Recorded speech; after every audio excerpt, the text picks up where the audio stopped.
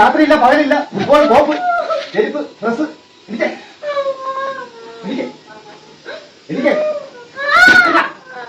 എന്നെ വളരെ പകൽ മുഴുവൻ പണിയെടുത്ത് മടുത്ത് വീട്ടിൽ വന്നപ്പം എന്തോ കുരുത്തക്കേട് കാണിച്ചതിന് 2 തല്ല് തല്ലി. അയാളെ സമൂഹത്തിന് മുന്നിൽ അപമാനിച്ചു.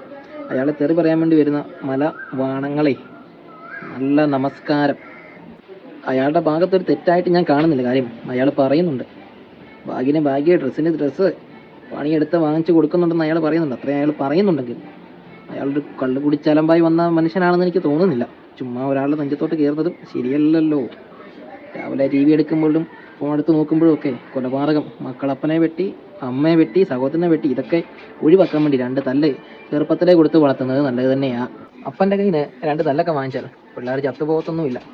വീഡിയോ എടുത്ത മഹത് വ്യക്തി നാളെ തൻ്റെ കഴുത്തിൽ അല്ല നിൻ്റെ കഴുത്തിൽ ആ ചെറുക്കൻ വന്ന് പിച്ചാത്തി വെച്ച് അറുത്താൽ ആ ക്രിമികടി അങ്ങ് മാറത്തില്ലേ? ഞങ്ങളൊക്കെയും തല്ലുകൊണ്ട് വളർന്നതാണ്. ഞങ്ങളാരുടെയും കഴുത്തിനെ പിച്ചാത്തി വെക്കാനും തലയ്ക്ക് ചുറ്റി വെച്ച് അടിക്കാനൊന്നും പോയിട്ടൊന്നുമില്ല.